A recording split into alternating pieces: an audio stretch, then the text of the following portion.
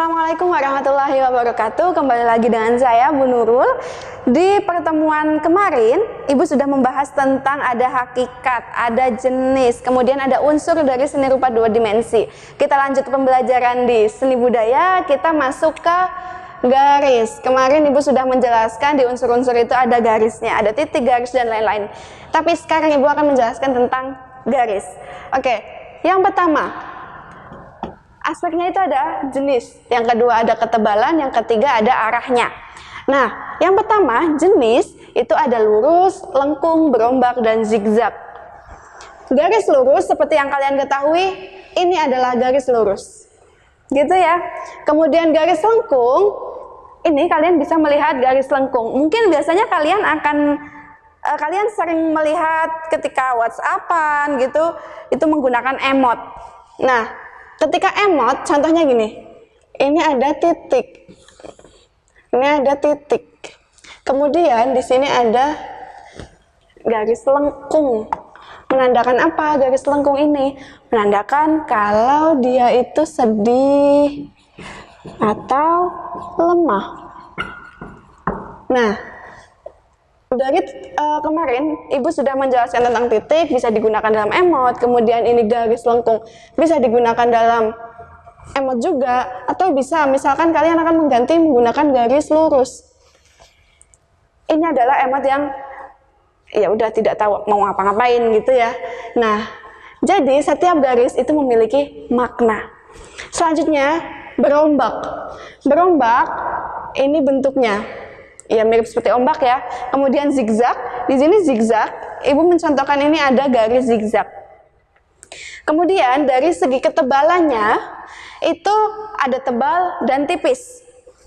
Kalau garis tebal berarti garis tumpukan garis tipis kemudian menjadi tebal, itu bisa juga. Atau ini, kalau garis tebal itu biasanya menggunakan arsiran gitu ya. Kemudian yang kedua ada garis tipis. Garis tipis itu garis yang sangat tipis, beda dengan garis yang tebal tadi. Kemudian dari arah. Arah itu ada tegak, lurus atau vertikal, mendatar atau horizontal, kemudian ada diagonal. Tegak lurus, ini tegak lurus. Kemudian mendatar atau horizontal, kemudian diagonal. Diagonal itu bisa dibilang juga garis miring. Seperti itu untuk garis. Kita lanjut materi selanjutnya, yaitu ada di seni rupa 3 dimensi. Oke, baik. Ibu sekarang akan menjelaskan tentang seni rupa 3 dimensi. Apa sih Ibu bedanya seni rupa 2 dimensi dan seni rupa 3 dimensi? Oke, Ibu akan menjelaskan. Kalau seni rupa 2 dimensi yang kemarin Ibu jelaskan itu adalah seni yang bisa dilihat dari satu arah saja.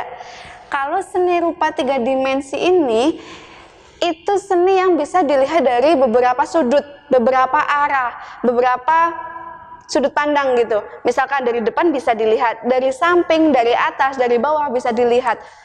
Itu adalah pengertian dari seni rupa 3 dimensi, seni yang bisa dilihat dari segala arah. Intinya itu, ya. Selanjutnya ada contohnya. Ibu, contohnya apa kalau seni rupa 3 dimensi? Ada yang pertama patung, guci atau keramik. Itu adalah contoh dari seni rupa 3 dimensi. Kemudian bahan yang digunakan apa saja sih dalam membuat seni rupa 3 dimensi gitu ya.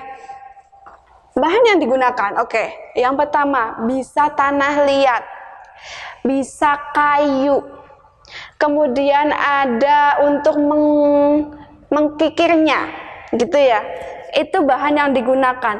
Kemudian tekniknya, teknik ketika akan membuat seni rupa 3 dimensi, misal ada patung atau keramik, itu bisa menggunakan yang pertama itu modeling, yang kedua carving, yang ketiga ini ada casting.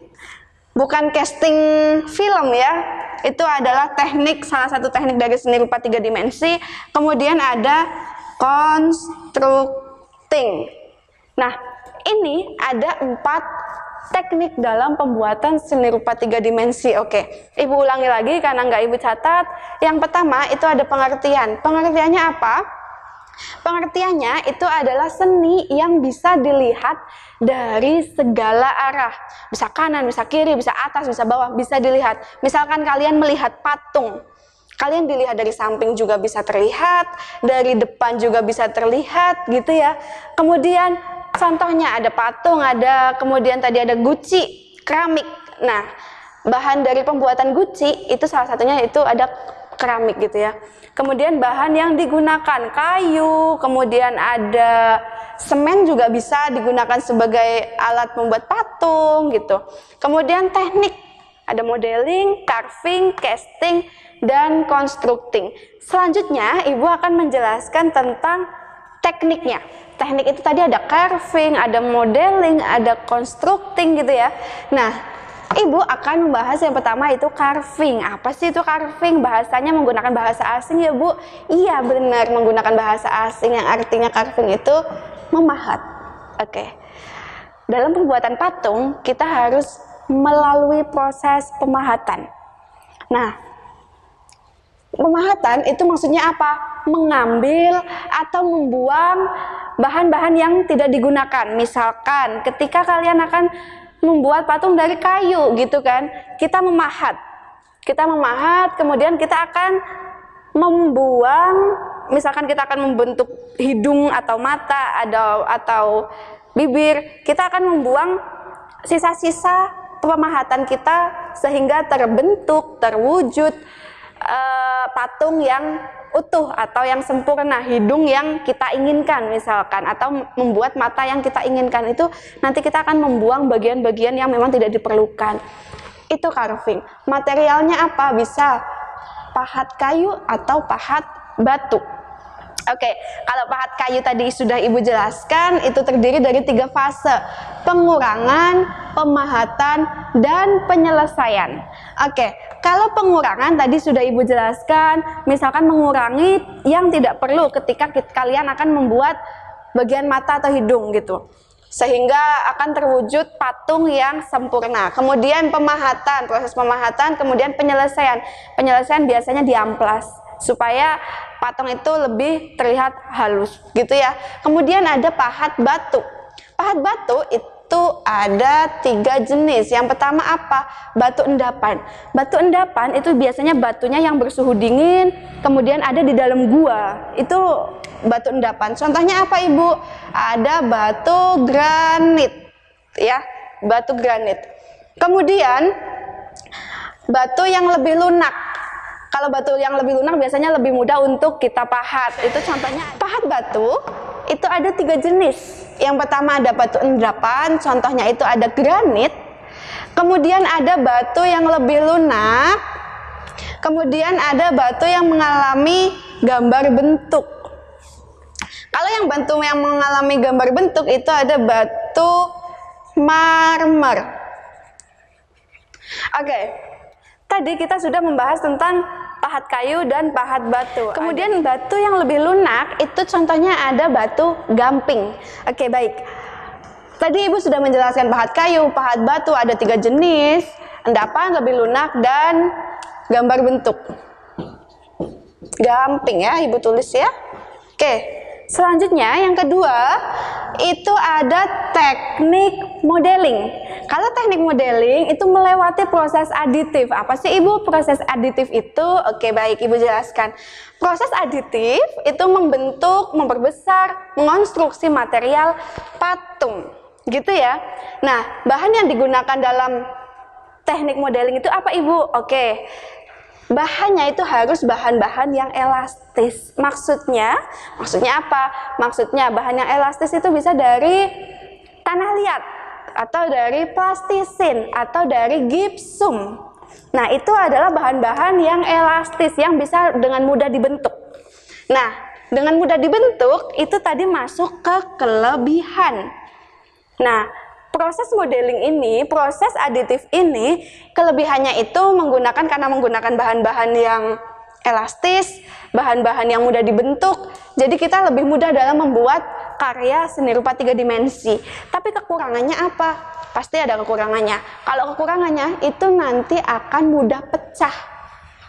Makanya kalau di proses modeling bagaimana sih Bu untuk bahan ini supaya tidak mudah pecah? Itu nanti ada proses pembakaran di materi selanjutnya. Selanjutnya Ibu akan menjelaskan teknik casting, bukan casting yang tadi Ibu jelaskan di kamera, depan kamera, tapi casting ini adalah salah satu teknik pembuatan seni rupa 3 dimensi. Oke, casting itu apa Ibu? Mencairkan bahan atau material yang akan mengeras setelah dituangkan ke dalam cetakan. Biasanya cetakannya itu terbuat dari gipsum. Nah, biasanya juga bahan yang digunakan itu ada perunggu, ada aluminium. Ketika kalian lomba, kemudian nanti mendapatkan juara 3 itu biasanya kan juara 1 emas, juara kedua itu ada perunggu gitu ya. Nah, dari perunggu itu dicetak menggunakan bahannya itu adalah gipsum, kemudian dicetak sesuai cetakan yang kita inginkan, nanti terbentuk seni rupa 3 dimensi. Nah, terdiri dari 3 tahap. Yang pertama pembuatan model yang kita inginkan, bentuknya mau seperti apa gitu ya. Kemudian cetakan dari gipsum, kita membuat cetakan, kemudian nanti bahan yang akan dicairkan itu, kemudian akan dibuat mengeras itu masuk ke dalam cetakan yang terbuat dari gipsum. Kemudian nanti ada teknik pengecoran. Nah, itu tadi yang pertama itu carving, yang kedua modeling, yang ketiga casting. Selanjutnya yang keempat ada constructing. Kalau constructing itu merupakan pembuatan patung yang mendekati gaya arsitektural. Biasanya teknik yang digunakan adalah teknik rakit atau teknik gabung. Misalkan ada dalam arsitektur akan membuat sebuah rumah, tapi dalam bentuk seni rupa 3 dimensi. Nah, itu nanti ada perakitan dari berbagai bahan yang dijadikan menjadi satu, digabungkan menjadi satu, dan terbentuklah seni rupa 3 dimensi, misalkan rumah seperti itu. Oke. Mungkin ini saja yang bisa Ibu sampaikan di materi kali ini. Kita bertemu di materi selanjutnya. Ibu cukupkan. Wassalamualaikum warahmatullahi wabarakatuh.